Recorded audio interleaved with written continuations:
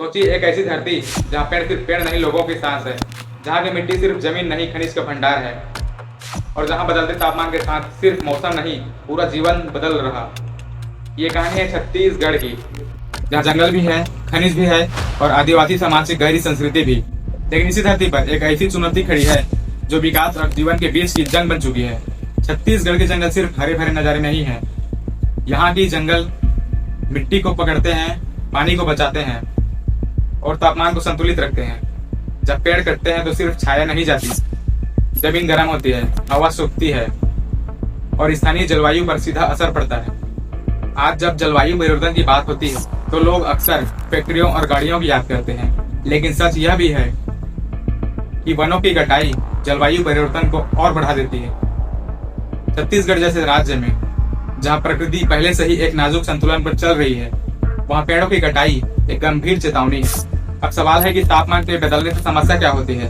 समस्या सिर्फ गर्मी का बढ़ना ही नहीं होती, इसका सीधा असर खेती पर पड़ता है, पानी के स्रोतों पर पड़ता है और इंसानों के सेहत पर भी पड़ता है। जब गर्मी बढ़ती है तो गाँव में दिन के समय बाहर काम करना मुश्किल हो जाता है।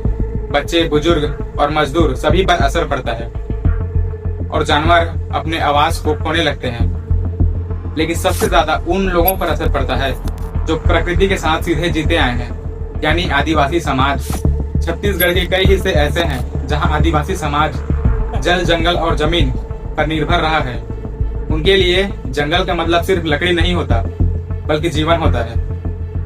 वे महुआ, तेंदुपत्ता, जंगल के फल और मौसमी संसाधनों पर अपना आजीविका चलाते हैं। लेकिन जब खनन होती है, भूमि परिवर्तन होती है और वनों की कटाई होती है, तो सबसे पहले इनकी जिंदगी प्रभावित होती है। इनकी जमीन चली जाती है, रोजगार छीन जाती है और कई बार तो इनकी सांस्कृतिक पहचान भी कमजोर पड़ने लगती है। यानी यह सिर्फ एक आर्थिक मुद्दा नहीं, मानवीय मुद्दा भी है। अब आते हैं छत्तीसगढ़ के खनिज भंडार पर। यह राज्य कोयला, बॉक्साइट, लौह अयस्क और कई खनिजों के लिए जाना जाता है, इसलिए यहाँ विकास का दबाव भी है। सरकार और उद्योग के लिए यह खनिज संसाधन बहुत ही महत्वपूर्ण है, क्योंकि इनसे रोजगार बनते हैं, राजस्व आता है और राज्य की अर्थव्यवस्था को सहारा मिलती है। लेकिन समस्या तब होती है जब खनिज निकालने की प्रक्रिया में जंगल, स्थानीय समुदाय और पर्यावरण को नुकसान हो। यही सबसे बड़ा सवाल खड़ा होता है, क्या विकास ऐसा हो सकता है जो प्रकृति और इंसान दोनों को बचा सके। यही सवाल छत्तीसगढ़ के हर खनिज क्षेत्र से जुड़ गया है। इसी बीच एक और खबर सामने आई, हीरा मिलने की खबर। ऐसी खबर सुनते ही लोगों के मन में उत्साह बढ़ जाता है, क्योंकि हीरे का मतलब नई आर्थिक संभावना, नई खनन क्षमता और नए निवेश के अवसर।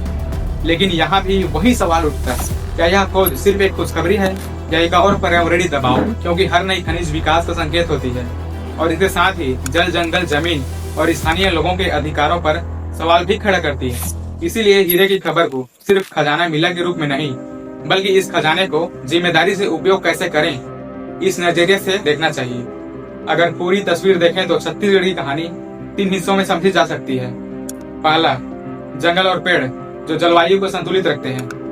दूसरा, आदिवासी समाज जो इस धरती के सबसे पुरानी और सबसे संवेदनशील साझेदार रहा है।